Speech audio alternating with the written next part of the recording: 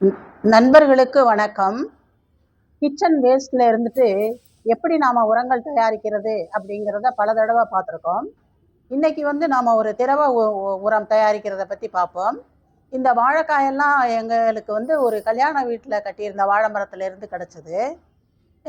2 சீப்பு கிடைச்சது. இந்த வாழைக்காயை கொண்டு வந்துட்டு நாங்கள் அதெல்லாம் தோலெல்லாம் மெதுவாக மெதுவாக சீவி எடுத்துட்டு தோல் ஒரு பக்கமாகவும் அது உள்ளே இருக்கிற காய் ஒரு பக்கமாகவும் எடுத்து வச்சுருக்கோம்.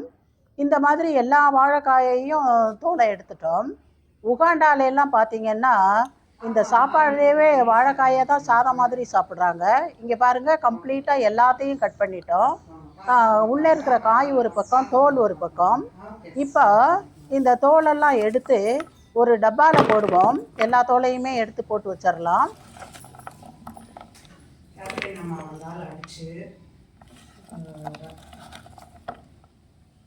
எடுத்து இப்போ போட்டுக்கிட்டு இருக்கோம் பாருங்கள். அடுத்து இதெல்லாம் போட்டு முடித்ததுக்கு அப்புறம் இந்த வாழைக்காய் தோல் முழுகிற அளவுக்கு தண்ணி ஊற்றி மூடி வைக்கலாம்.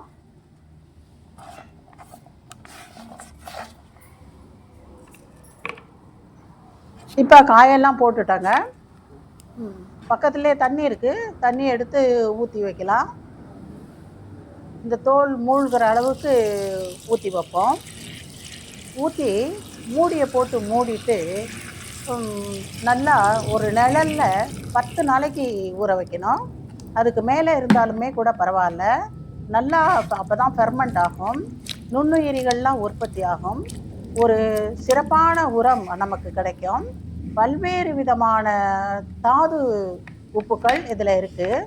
அதாவது மைக்ரோ நியூட்ரியன்ஸு, மேக்ரோ நியூட்ரியன்ஸில் கூட பொட்டாசியம் இதில் அதிக அளவில் இருக்குது. இதையெல்லாம் வச்சு என்ன செய்யலாம் அப்படிங்கிறத நாம் இது ஒரு 10 நாளைக்கு அப்புறம் எடுத்து பார்த்து செய்யலாம். அடுத்து இங்கே பாருங்கள், காய் உரிச்சதை வச்சுருக்கோம். செடிகளுக்கு மட்டும்தான் உரமா? இந்த வாழைக்காய் நமக்கும் தான் உரம். பொட்டாசியம், கால்சியம், அயன், மெக்னீசியம் எல்லாம் நமக்கும் தான் தேவைப்படுற சத்துக்கள். அதனால இந்த வாழைக்காயை வச்சு நீல வாக்கில் கட் பண்ணி உப்பு மஞ்சத்தூளும் போட்டு அவிச்சிட்டு நம்ம கரம் மசாலா போட்டு செஞ்சு சாப்பிட்லாம். அல்லது அவியல், பொரியல் எது வேணாலும் செய்து சாப்பிட்லாம். இந்த வாழைக்காயை நாம் தூக்கி போட வேண்டாம். 10 நாளைக்கு அப்புறம் மாடியில் பார்க்கலாங்க.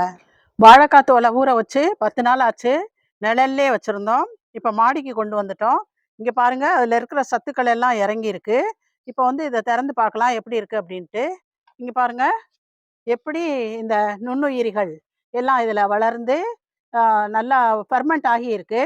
இப்போ இதை நாம் தண்ணியில் கலந்து செடிகளுக்கு கொடுக்கலாம். இந்த வாழைக்காய் தோலில் எல்லா விதமான சத்துக்களும் இருக்குது. குறிப்பாக நாம் சொல்ல போனோம் அப்படின்னு சொன்னாக்க பொட்டாசியம் மிக அதிகமாக இருக்குது. 100 கிராமில் 499 மில்லிகிராம் இருக்குது. அடுத்தது அயன், அப்புறம் கால்சியம், எல்லா சத்துக்களும், மெக்னீசியம், எல்லா சத்துக்களும், செடிகளுக்கு வேண்டிய எல்லா சத்துக்களும் இருக்குது. இப்போ இதில் இருக்கிறது ஒரு லிட்டர் கரைசல்.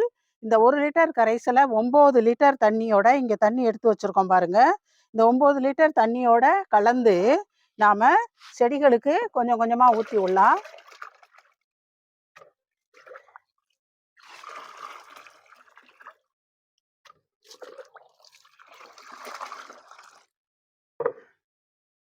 அப்படியே அந்த தோல் எல்லாமே நல்லா மக்கி போயிருச்சு. தோலோடவே கூடவே நாம் ஊற்றிடலாம் அப்படின்னு நினைக்கிறோம். பாருங்க, எந்த அளவுக்கு அதெல்லாம் நல்லா நொதிச்சு அப்படியே சிறந்த உரமாக மாறிடுச்சு.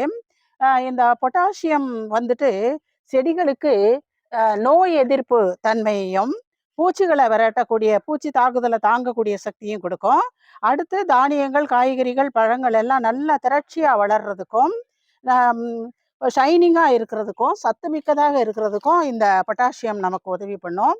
இங்கே பாருங்கள், இதை எடுத்து பக்கத்திலே ஒரு ரோஜா செடி இருக்குது பாருங்க, ரோஸ் கலர் பட்டன் ரோஸ். இந்த இலைகளையெல்லாம் பாருங்க எவ்வளவு மஞ்சள் கலராக இருக்குது. இந்த மஞ்சள் கலர் போகணும் அப்படின்னு சொன்னால் நாம் அயன், மெக்னீசியம் கொடுக்கணும். இந்த அயனும் மெக்னீசியமுமே கூட இந்த வாழைக்காய் கரைசலில், தோல் கரைசலில் அதிகமாக இருக்குது.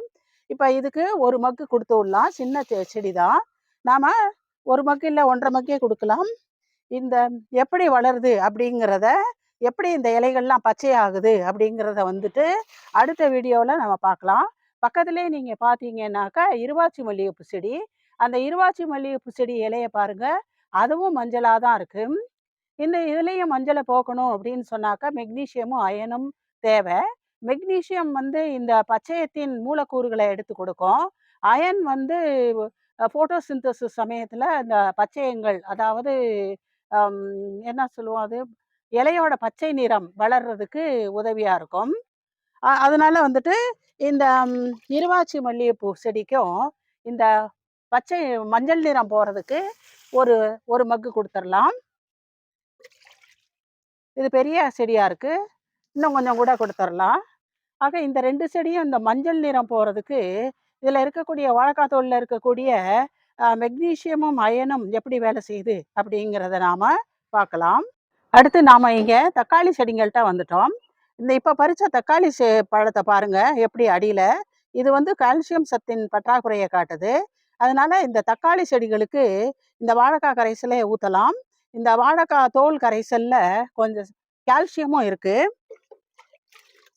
அதனால இதை ஊற்றலாம்.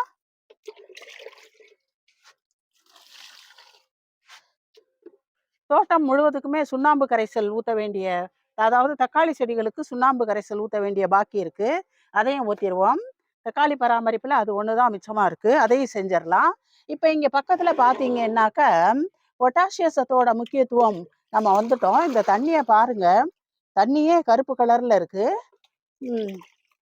அது சாம்பலுக்கு ஈக்குவலாக இது இருக்கும். அதனால தான் நோய் தீர்க்க தன்மையாக நாம் சொல்கிறோம், செடிகளுக்கு இது நோயை தீர்க்கும் அப்படின்னு சொல்லிட்டு. இங்கே பாருங்கள், கத்திரிக்காய் செடியெல்லாம் பூக்க ஆரம்பிச்சிருச்சு, தைப்பட்டத்துக்கு நட்டது.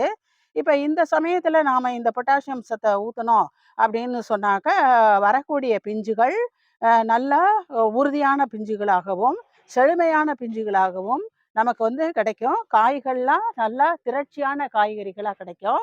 அதுக்காக இந்த கத்திரி செடிங்களுக்கு இதுக்கு ஒரு மக்கு நாம் இந்த வாழைக்காய் கரைசலை ஊற்றிக்குவோம்.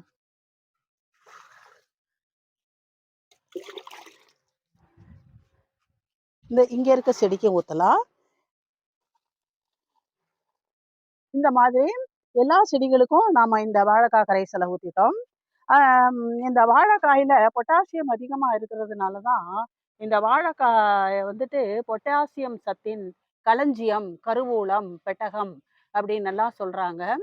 ஆகவே நமக்கு வந்து காசு கொடுத்து தான் உரம் வாங்கணும் அப்படின்ட்டு இல்லை, வீட்டில் ஏற்படக்கூடிய இந்த கழிவு பொருள்களையெல்லாம் வச்சு வேஸ்ட் மெட்டீரியல்ஸு, கிச்சன் வேஸ்ட்டு வச்சு சிறந்த உரம் தயாரித்து நம்ம கொடுத்து நம்ம தோட்டத்தை நல்லபடியாக வளர்த்து கொண்டு வரலாம்.